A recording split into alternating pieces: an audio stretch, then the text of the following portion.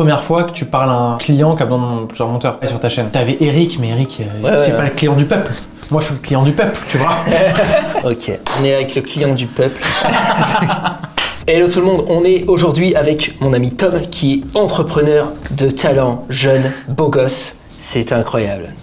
Allez, check ça. Quelle intro. Je l'ai invité sur ma chaîne parce que c'est quelqu'un qui a des besoins en montage vidéo fréquents. Il sait ce qu'il ne faut pas faire quand on est un monteur, s'il en a déjà viré. Il sait ce qu'il faut faire, il en a déjà gardé précieusement, qu'il ne veut pas se séparer. Et il va aussi nous expliquer comment il les recrute. Donc il faut se mettre où, vous, qui êtes monteur, pour être trouvé par des clients comme lui, qui payent très bien, puisque c'est un Parisien. Pour lui, l'argent, c'est la base. Flingue ton intro là. Elle est flinguée, tu veux dire? Non, elle flingue. Elle flingue. Elle flingue. Vous allez pouvoir donc voir la réalité du terrain sur les besoins actuels en montage. Spoiler, il y a beaucoup de besoins. Il y en a qui croient que c'est saturé. Non, lui, il galère à trouver des bons monteurs en fait. Ça, c'est ce qu'on va voir maintenant. Ça va être complètement fou. Storytelling. C'est parti. C'est parti. Ah. Allez. Ah. Ah. Ça va vraiment. Allez, ciao.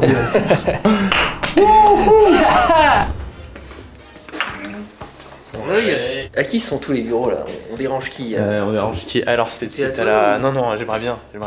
C'est la Builders Factory. Builders Factory qui a été montée Builders Factory. Builders. Ouais, complètement. Alors mon studio est juste là, porte ouverte. Ok. Studio de vidéo, de photos, c'est là où je travaille. Good vibes obligatoire. Bah bienvenue, allez, welcome. Oh putain. Alors dis-nous, t'es entrepreneur? Non, j'aime pas trop ce terme, mais je... Oui, je suis entrepreneur, ok, vas-y, je suis entrepreneur. Ok, t'es entrepreneur, tu as des besoins en montage vidéo fréquents, parce que tu travailles avec des entrepreneurs eux-mêmes, des entreprises, des humains qui ont des besoins en vidéo. Ils viennent notamment ici, mais pas que, tu les filmes un peu partout, dans leur bagnole, etc. T'as des setups de fou. Et toi, t'as engagé divers monteurs dans ta carrière. Qu'est-ce qui fait que des fois, il y a des monteurs, tu n'apprécies pas le workflow qu'ils te proposent et que tu ne les gardes pas? Ce que je regarde en premier chez un monteur, à chaque fois, c'est vraiment l'autonomie. Pas parce que j'ai pas envie qu'ils m'envoient des messages à pas d'heure, bien au contraire, j'adore parler sur WhatsApp aux monteurs s'ils ont des questions, quoi que ce soit. Mais il y a des moments où ça s'est mal passé pour plusieurs raisons. La première, c'est la deadline déjà en retard. Il y en a énormément avec qui c'est arrivé. Je t'envoie la V1 vendredi et je suis obligé mercredi prochain de dire d'envoyer un message, la vidéo elle en est où? Et c'est un sentiment que je déteste parce que je l'ai déjà eu de la part de mes clients, mais c'est à moi de le faire et c'est horrible. Les monteurs avec qui je travaille, c'est particulier pour eux parce que je suis un intermédiaire et c'est rare qu'il y ait un intermédiaire entre un client et eux. T'en as certains, ils bossent direct avec le client, avec le créateur de contenu, l'influenceur, ce que tu veux. Mais là, t'as moi comme agence en intermédiaire, donc il y a une version en plus, une version interne qui m'est envoyée, je fais leur feedback. Donc sur les deadlines, c'était compliqué. J'ai eu des mauvaises expériences forcément et je me suis mis à dos certains clients avec les deadlines. J'ai eu des horreurs, mais horreurs, et j'ai même perdu un client à cause de ça, à cause d'un monteur dont je ne citerai pas le nom, qui faisait des fautes d'orthographe, mais comme j'en avais jamais vu, des fautes de syntaxe de partout. Ça, c'est un point très important que tu abordes, c'est que entre le prestataire et l'entrepreneur, il y a une différence, c'est qui porte la responsabilité. Le prestataire, globalement, il y a lui et lui-même. Toi, tu risques ta responsabilité auprès de tes propres clients.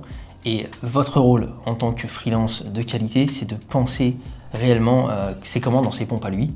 Donc mettez-vous à sa place, imaginez ce que ça fait de prendre ce risque de décevoir toute une ribambelle de clients qui est en face. Et faites en sorte que ça ne lui arrive pas. Faites en sorte en fait qu'il ait une vie confortable, zéro charge mentale, pas de correction à faire, il a la flemme. Ça, c'est un témoignage que tu me fais là, je savais même pas, tu vois. Mais t'es pas le premier. Moi, j'ai d'autres clients qui... Sur les fautes? Sur les fautes, juste les fautes. Qui m'ont ouvertement dit, j'ai encore viré un monteur, il était trop bien, mais juste les fautes, quoi. Et il y en avait tellement que je prenais trop de temps. Et je préfère limite un gars qui fait des transitions un peu moins jolies, mais c'est clean quand même, vraiment ça. Et il n'y a pas de faute. Qu'est-ce qu'il y a d'autre? La deadline, je t'en ai parlé. Donc ça, point important, je dis ça à tous mes élèves, c'est très facile. Vous annoncez une deadline un peu après, qu'est-ce que vous pensez? Et comme ça, vous le rendez soit au pire à ce que vous avez annoncé, soit avant et vous avez une bonne surprise. Parce que quand vous travaillez comme ça avec des intermédiaires comme moi ou d'autres agences, forcément, on prévient le client de la date à laquelle il va recevoir la vidéo, qu'il doit feedback ou non, ça dépend du projet, mais il reçoit une date. Et si, à cause de votre deadline qui n'est pas cohérente avec ce que vous pouvez faire, moi je m'adapte, je dis au client, je reçois la vidéo, tu auras la vidéo vendredi, parce que le monteur m'a dit, ouais, ta version sera finie jeudi, forcément. Mais si il a du retard, je me fais avoir encore une fois par mon client, parce que je lui ai promis un truc, et je passe pour un guignol à ses yeux, alors que c'est pas vraiment de ma faute, tu vois. C'est un biais hyper fréquent chez le monteur débutant. Il a peur de décevoir, il se retrouve à décevoir. Je leur dis, je m'en fous, mais tu peux me dire, ça arrive dans 2 semaines, ok, je trouve ça un peu long, mais je m'en fous. Au moins, je suis sûr, quoi. Je vais dire à mon client, c'est dans 2 semaines, on a plein de monde avant, peu importe. Pour cette typologie de clients, on s'en moque que vous soyez hyper rapide. C'est pas la priorité. Et en fait, le plus important, c'est qu'est-ce qui se dégage de l'expérience avec vous. Est-ce qu'on sent une fiabilité sur le long terme ou est-ce que votre parole ne vaut rien? Parce que ça, c'est terrible. J'en ai eu aussi, même dans mon accompagnement, qui se retrouvent à décevoir des clients et je dois leur expliquer, tu ne peux pas faire ça. Ça fait plusieurs fois, 3 fois de suite que tu t'engages auprès de lui et que tu ne le respectes pas. Ok, donc c'est là que tu œuvres. C'est là que j'œuvre. C'était quoi ta plus grosse dernière presta récente là? Ici ou à l'extérieur, parce que je fais un peu les deux. Eh bien, c'est là que j'ai en fait une presta sur 2 qui est ici, ou alors dans ce building, parce que j'essaie de choisir le fond en fonction du format, en fonction du client et tout. Mais sinon, c'est à l'extérieur. Ah oui, là, t'as plusieurs fonds. Ouais, un fond vert, un fond noir, un fond blanc. Pas besoin de plus parce que grâce à ces belles lumières, on peut créer les fonds de couleur qu'on veut. Ok, donc tu fais du batching, tu peux enregistrer 33 shorts pour un entrepreneur là, exactement, dans la même journée et il a son contenu pour une éternité, quoi. C'est ça. Ici, je fais pas de podcast par exemple, forcément, parce que c'est en fond, il n'y a pas la petite bibliothèque, la petite lampe qui va bien, mais c'était pas un souhait de ma part. Tu sais comment je hais les podcasts. Je savais pas. Ah ben voilà. Mais du coup, nous, on va se mettre où pour notre super segment podcast? Pour un podcast on va se mettre là. Oh là là, oh là là. Je t'aide pas du tout, moi j'ai une main, elle est dans la poche. Attention. Et voilà, on a cette lampe coûte 1200 €. Oui, c'est ça. Fais pas attention aux moulures, c'est pas du tout important. Elles sont classe les moulures. Ouais, alors c'est très classe, mais je déteste. Là, t'as mon petit pegboard. C'est là que tu vois ce que c'est un pegboard? Bah, c'est là que tu travailles, j'imagine, le chest, tout ce qui est haut de pec, milieu de pec, bas de pec, dips. Voilà, carrément, t'accroches tes barres de dips. Ouais. Très cool. Complètement. Très très cool. Non, mais vraiment, il y a aussi de la place pour ceux qui aujourd'hui réfléchissent moins quand ils montent, tu vois. Ont besoin d'être, moi je peux avec grand plaisir. Forcément, ça moyenne pas le même budget parce que moi ça me fait un peu plus travailler, mais avoir un brief méga clair, méga concis et juste.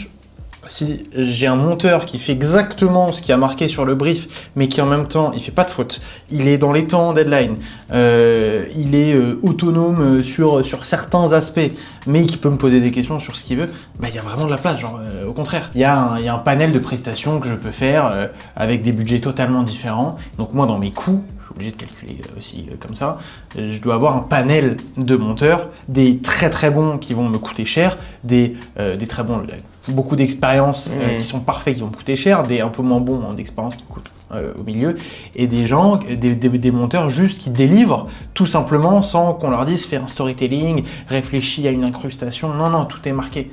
Ok, donc tu dis il y a aussi de la place pour des bons exécutants qui sont fiables, parce que la fiabilité c'est aussi une lacune dans le marché actuel, quoi. Ah ouais, moi je m'en fous de la technique, en tout cas pour 90% des projets, je suis dans le secteur pas de l'audiovisuel mais de la communication. On fait des reels pour mettre l'image des dirigeants en avant, ça rajoute l'image en ligne. Là, tu bosses avec 2 de mes gars, surtout un, mais il y a ta copine qui bosse avec un autre monteur. Oui, il y avait toi aussi. C'est fini. C'est un peu à cause de toi que mes standards, sans te flatter, hein, évidemment, que mes standards ont été élevés, quoi. J'ai commencé par toi, c'est normal, hein, il y a des jacks partout, et non. Quand t'es parti, quand t'es devenu trop cher. En vrai, c'est pas mon prix qui te. Non, mais je me suis travailler demain, si on peut trouver un arrangement. Bien sûr. Non, je me suis détaché de toi parce que t'étais tellement intelligent dans le tâche que tu me faisais que je réfléchissais beaucoup moins que ce que je devais, tu vois. Quand je proposais une vidéo, Jack il va trouver, tu vois, il va trouver comment faire. Et j'étais un peu imposteur, donc j'étais. Ok, donc C'est pour ça que j'ai fait une pause avec toi pour aussi apprendre à monter un peu plus. Et là j'ai fait 6 mois où vraiment je savais monter, je montais quelques trucs, ce qui est beaucoup plus simple maintenant pour parler aux monteurs. Je sais exactement quoi leur dire, qu'est-ce qui est chiant, qu'est-ce qui est pas chiant, ce qui leur prend du temps, ce qui leur prend moins de temps. Et c'est très très agréable. C'est intéressant, ça c'est ton type de profil qui a voulu ça. Mais du coup ce que tu dis c'est qu'avec un monteur comme moi, tu avais une partie de réflexion qui n'existait même plus. Ouais. Et c'est un peu ça qu'on cherche à créer chez beaucoup de clients qui ne vont pas avoir ce syndrome de l'imposteur ou quoi, qui vont être ravis qu'ils se détachent complètement et eux ils se concentrent sur là où ils sont plus efficaces, donc par exemple dans l'idéation de concepts de vidéo ou juste d'être devant la caméra, ils sont excellents devant la caméra.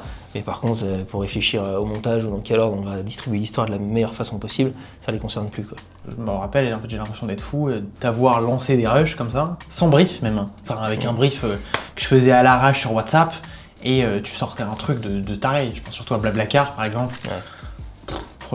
Projet de fou, et t'avais aucun brief. Enfin, aujourd'hui, je pourrais jamais refaire ça, laisser cette liberté-là, parce que t'es plus là, quoi, aussi. Mais vraiment, c'était fou ce projet. Hein. Mais c'est parce que j'ai associé à la notion de plaisir. C'est un truc qui me fait kiffer aussi. Et ce projet que tu m'avais proposé, on pouvait réellement raconter un truc stylé avec. On pouvait vraiment faire s'enchevêtrer les rushs du terrain, les rushs que tu avais pris comme ça en studio, où ça faisait que les gars ils se répondaient aux idées de l'autre et tout. Il y a plusieurs intervenants. Si tu peux faire ça, c'est dur de pas avoir de travail. C'est bien. Là, t'es plus juste. T'es tranquille. Ouais. Mon petit setup, donc c'est là que je travaille. Là, je viens par exemple d'envoyer des rushs à un monteur que tu connais bien, puisqu'il s'agit de Pierrot, qui est passé par ta formation. Yes. Vendredi dernier, j'ai tourné 13 vidéos avec une de mes clientes. On a fait 3 formats différents. Et je lui ai envoyé ça sur le Notion. Super. Pierrot, c'est clairement un de mes meilleurs élèves. C'est le genre d'élève que j'aime bien parce qu'il a plus besoin de moi. Donc on a fait la formation et puis maintenant il se débrouille très bien tout seul et il a trop de taf. Il est formidable. Pourquoi ? Parce qu'il est autonome surtout. Le gars, il va chercher tout seul les informations. Ça paraît normal, mais en fait, ça ne l'est pas vraiment. Pas pour tout le monde. Pas pour tout le monde. Il va chercher les noms sur Internet, les vidéos, des illustrations de mes clients que je connaissais même pas, qu'il a trouvé je ne sais où, mais il est vraiment allé les chercher. Et à chaque vidéo qu'il m'envoie, j'ai cet effet waouh, parce qu'il me l'envoie plus tôt, en règle générale. Et il fait un peu plus que ce qu'il m'a dit, quoi. Il y a des petites surprises, je suis heureux, quoi. On fait une énorme émission là, où c'est mon monteur que j'ai choisi pour Renault. J'ai reçu la V1 de la première émission, et j'étais tellement gêné que le montage soit aussi bien, que je l'ai appelé pour lui proposer plus d'argent. Je me suis dit, je ne peux pas rester dans cette situation où je sais pertinemment que tu as travaillé plus que ce que le budget envisage que tu travailles. Vas-y mec, prends mes sous. T'as été agréablement surpris que ce soit arrivé plus tôt. Ah ouais. C'est une strat que j'enseigne. Je dis, dites vendredi et puis vous livrez mercredi. Ouais. C'est juste de la perception, voilà, on t'a bien berné. Ouais, vraiment. Mais maintenant, quand ils me disent je t'envoie les rushs pour jeudi, je m'attends mercredi parce que t'es passé par Jacques, tu vois. Et puis, ce que t'as dit aussi, point de vue entrepreneur très important, c'est que si tu veux grandir avec ton prestataire, ton monteur, et que tu vois que ça mérite, évidemment, il ne s'agit pas de payer plus tout le temps, mais que tu l'as senti, cet effet waouh, qu'il s'est passé des choses en plus, et que tu as du respect pour l'investissement qui est fourni et qui n'était pas forcément attendu, et tu payes plus, et en fait, ça te le rend au décuple plus tard sur le long terme, parce que tu t'installes dans une relation où le workflow il s'instaure au long terme, et après un beau jour, Pierrot il a même plus besoin de parler à Tom, et il sait comment son cerveau à lui fonctionne, et c'est ce qui s'est passé pour mon client avec Clag, c'est ce qui fait qu'aujourd'hui on galère à trouver mon remplaçant chez Eric, parce que c'est dur de remplacer ce workflow qui s'est mis au point sur des années, quoi. Si tu peux donner un message vraiment à tous les monteurs, si vous êtes juste bon, donc c'est-à-dire les deadlines dans les temps, pas de faute d'orthographe, assez autonome, sympa, respectueux, enfin voilà, juste que l'échange de communication est bon, vous nous tenez par les coucougnettes. Mais tellement, mais en fait, il faut penser comme ça, que vous bossiez avec une agence intermédiaire au client ou alors directement avec le client. Il a des process, il met des process en place pour que ce soit périn. Notre objectif, c'est de vous garder à vie avec nous. Et si on doit augmenter le prix, on augmente le prix, il n'y a pas de souci, mais tu comprends ce que je veux dire, que quand même, vraiment, moi, je m'oblige pas, j'ai envie de les mettre dans des bonnes conditions, mais j'essaye au plus possible de les chouchouter, de les mettre bien, de leur poser des questions sur leur vie, comment ils vont, est-ce que je peux leur aider, si je peux leur leur filer des trucs, je leur file des trucs. Sans eux, j'ai beaucoup de mal et je sais tout ce que j'ai à perdre à aller trouver quelqu'un d'autre qui va me comprendre mes process, vérifier il est autonome et tout. Je pars du principe où je préfère leur donner 10% de plus, je sais pas, tous les 6 mois, parce qu'ils augmentent en compétences, que risquer pour 100 balles ou 150 balles par projet en plus, risquer de les perdre. Et encore, toi, tu adoptes directement cette posture de les entretenir avec de la proposition financière en plus, mais il y en a qui ne le font pas et vous pouvez être ce monteur qui le propose directement. Parce que s'ils ont les moyens de vous payer, l'inconfort que ça va représenter de re-onboarder un autre, le chercher, lui réapprendre tous les process comme il a dit, c'est tellement laborieux et pénible que s'il s'avère qu'ils ont les moyens, évidemment, s'il n'a pas l'argent, il n'a pas l'argent. Mais connaissez le business model et l'état de santé du business de vos clients, c'est très important de savoir comment ils gagnent leur vie. Et s'il y a les sous et que vous êtes devenu indispensable, ce qui généralement s'obtient en quelques mois de collaboration, demandez plus, avec la bienveillance, la diplomatie, la politesse, mais demandez plus. Toi, par mois, tu dépenses combien en montage vidéo en moyenne ? En moyenne, je suis aux alentours de 2000 €. Ça va entre 1500 et 2500 €. Une vraie somme sur mon chiffre, forcément, mais ça n'a jamais été un problème parce que ça me fait gagner du temps et c'est méga agréable, quoi. Trop agréable de vous donner des rushs et vous nous les renvoyez, ils sont montés, quoi. C'est la sensation du matin de Noël, un peu. Ouais, c'est ça. Regarde son visage, le mec. C'est ça, et cette sensation, elle fait en sorte que si on me demande un peu plus, ok, on s'arrange, tiens, j'ai un peu de retard, c'est pas grave, non, c'est pas grave, mec, tranquille. Communiquer. Tranquille. Si t'as du retard, il faut absolument prévenir. Faut pas que ce soit régulier déjà, et faut prévenir. Ça aussi, c'est un truc sur lequel certains de mes élèves se sont fait virer, tu vois. Parce qu'ils osaient pas dire. Parce que l'inconfort d'appeler pour dire je suis en retard. Ah ouais, mais on s'en fout, c'est bien mieux de passer par cet inconfort-là que en fait de croire que parce que vous vous êtes pas dit tout va bien. Non, il y a un non-dit qui s'installe et c'est des humains que vous avez en face. En fait, c'est vraiment un truc important à comprendre, c'est que c'est des humains avec leurs propres intérêts, leur mission de vie, leurs valeurs. Et puis leurs problèmes aussi, c'est des humains normaux, quoi. Donc prenez-les comme tels et faites en sorte que leur business puisse se dérouler le plus confortablement possible. En fait, si vous finissez par être perçu comme une ressource de tranquillité, de connaissances, de compétences, plutôt qu'un coût en temps, en argent, vous avez tout gagné, quoi. Moi personnellement, j'ai pas taffé avec Ben, ton élève, mais ma copine Anna bosse avec lui sur différents sujets. Et je pense qu'ils vont travailler longtemps ensemble. Alors pas parce que c'est le monteur le plus technique de l'univers, mais parce que il est archi sympa. Il a rassuré Anna sur des moments, super fort dans sa communication, et de continuer à bosser avec lui parce que ils ont envie de monter ensemble aussi, tu vois.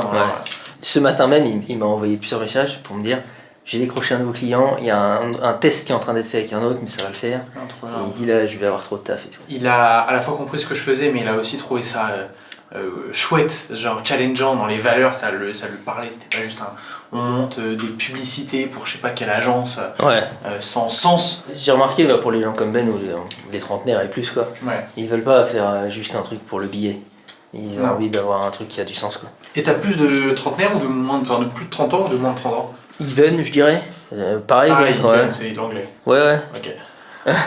T'as beaucoup de monteurs qui sont en direct avec des créateurs de contenu qui ont déjà 50, 100 000, 200 000 abonnés, qui sont extrêmement perfectionnistes, extrêmement durs, parce qu'avant c'était eux qui faisaient peut-être le montage, ou ils le faisaient à quelqu'un d'autre.